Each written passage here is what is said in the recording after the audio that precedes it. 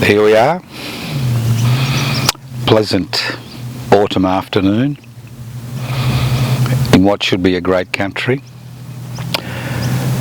Look, I'm sick and tired of seeing more and more Australian charities spring up to deal with problems which are occurring within our borders. I've got no problem with charities springing up to deal with issues outside our borders, to deal with the climate emergency, to deal with war and famine in parts of the world where it's very difficult, if not impossible, for those problems to be resolved locally. But Australia, just extraordinary. The number of charities which have sprung up over the past decade to deal with problems which are inherently problems which should be dealt with government at the local, state and federal level. A nation state doesn't just protect us from foreign incursion. Nation states are created to look after the interests of people within their borders, or theoretically, that's the theory. Although historically the nation state has basically been the plaything of an individual or a small group, and we see that in many parts of the world today. But theoretically, we have about 25.5 million people living on a resource-rich continent. And any time you switch on the net, switch on radio, TV, go to the legacy media, there will be some advertising asking you to donate money for some important cause. Now, I have no issue with that. But my issue is that governments are now absolving their hands, washing their hands of the responsibility of looking after their citizens and permanent residents and placing it in the hands of philanthropists and charities. Nothing highlights this more than the recent floods in this country, which have left thousands of people homeless, which has caused billions of dollars of devastation. And the response at the state, local and national level has been abysmal. No plan, no program, ad hoc media conferences for the Prime Minister or some, worthy person telling us how the community is pulling together. The fact is, and I've both survived a flood and a fire, the fact is after a few weeks everybody forgets about you and you're left on your own. And especially if you're not insured for a variety of reasons because you can't get insurance, the loss are borne by you and your friends and families for generations. That's the reality. When I see a Smith family advertisement, they're very lovely people, asking Australians to sponsor an Australian child to go to a public school because they can't get an education, because they can't afford to access public education, you begin to think there is something horribly wrong in this country. When I see the Foreign Minister, one of the most powerful people in this country, Mr. Dutton, call on a crowd-funding appeal to help the flood victims, you begin to understand the mentality of the current government and to a significant degree the opposition, that philanthropy is a private business for which you get a tax deduction. Now, I'm 100% confident that all these people involved in farm aid, flood aid, drought aid, aid for children, aid for the homeless, aid for people with various illnesses, have all got their heart in the right place. If they didn't, they wouldn't be volunteering their time and resources to raising funds to address these fundamental issues which are fundamental to any society. Because I keep saying this is not Bangladesh, which welcomed 1 million, that's right, 1 million refugees from Myanmar 2 or 3 years ago into one of the poorest countries on the planet. This is Australia, a country that continues to indefinitely jail people for longer than a decade for having the audacity to come into this country by boat. And that's the mentality that we have. The mentality we currently have as far as private charities are concerned is it is not the government's responsibility. It is not the community's responsibility. It is not our responsibility as a society to ensure that wealth is equitably distributed in this country. And that's the key, isn't it? That's the key. We have billionaires creating political parties to safeguard their financial interests. We have billionaires pouring millions into established political parties to ensure the minimal voluntary taxation they currently pay continues to be paid. We have millionaires and multi-millionaires rorting the system legally on a daily basis. One of the most resource-rich countries on the planet, which is basically a billionaire creation factory, now finds itself in the situation where almost 1 million children out of a population, miserable population of 25 million, that's 4%, live in poverty. And the community responds in the only way they are conditioned to respond: to create a new charity, to work outside the system, to try to sort out and solve problems which shouldn't exist in this society through the goodness of their hearts, through their own money, through their labour, through their talent. They throw themselves in this headlong pursuit to raise funds to deal with these issues. And then we have the corporate sector jumping on the bandwagon, big noting themselves because they're philanthropists supporting this charity or that charity to deal with this problem or that problem.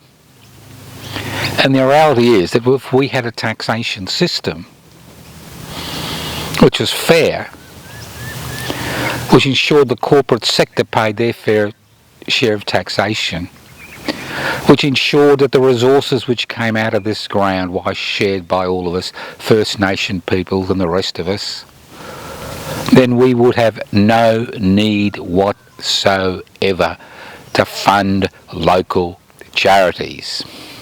We have enough spare cash jingling in our pockets to fund overseas charities in places where they don't have the resources to deal with the problems they are faced with dealing. But no, not in Australia. Shove the responsibility of looking after our citizens and permanent residents, especially those that are most vulnerable, into the hands of the private sector.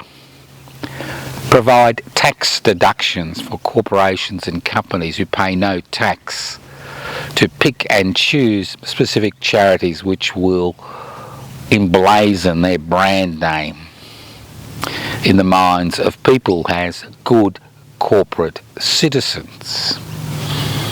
Every time I see a local charity raising money to deal with local issues within our borders. It reminds me of the failure of each and every one of us to hold governments at the local, state and federal level to account.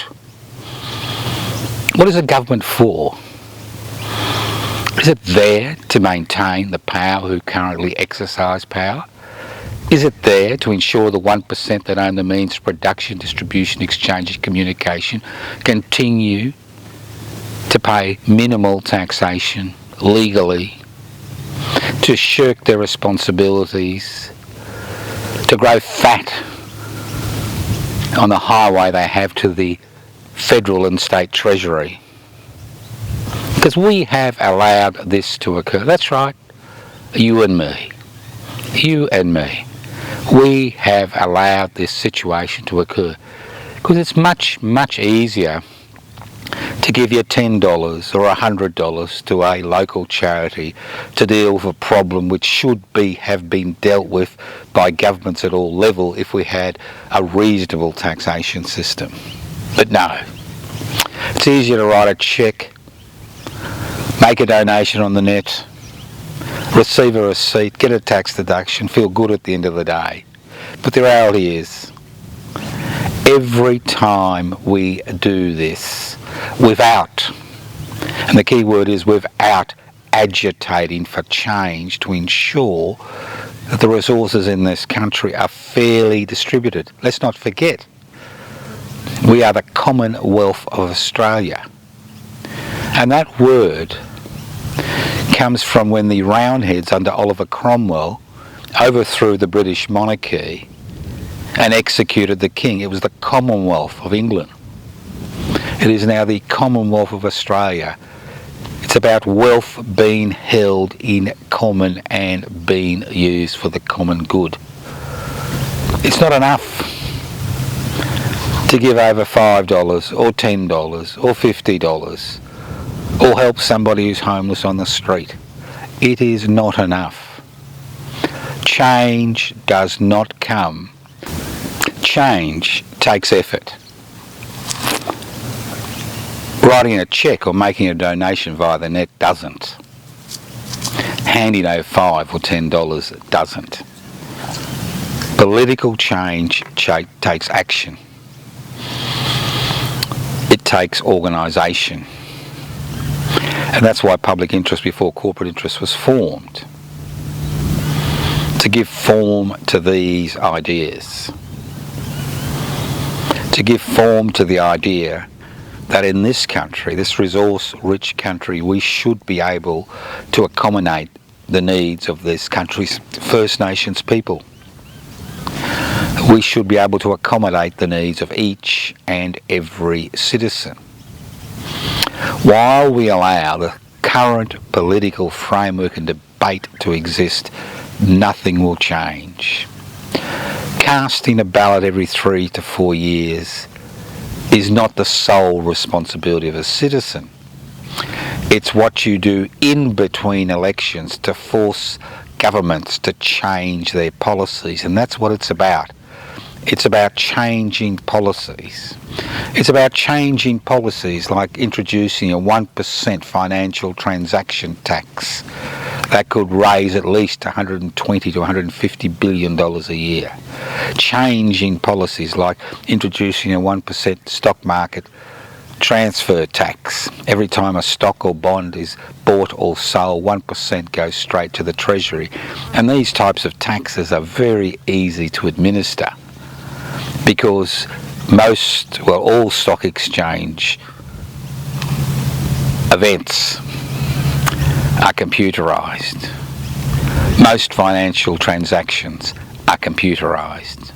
It's just a matter of the political will to change legislation which could raise at least $200 billion per year.